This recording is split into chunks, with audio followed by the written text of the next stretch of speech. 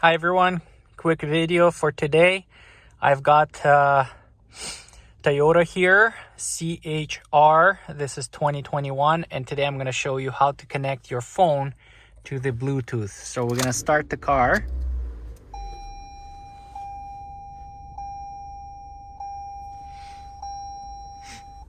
Now we're going to click on continue here. We're going to click on the phone.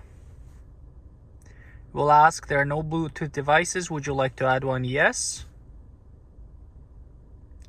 And it will start searching for the device. And now it's found it. Now, if for whatever reason it doesn't find it, you might want to go on your phone to the settings and open up the Bluetooth and just look for the Toyota CHR on the list there. Now we're going to basically select the phone. And once you confirm the code on your phone, it will pair. I'm going to skip this. And as a step 3, it will connect.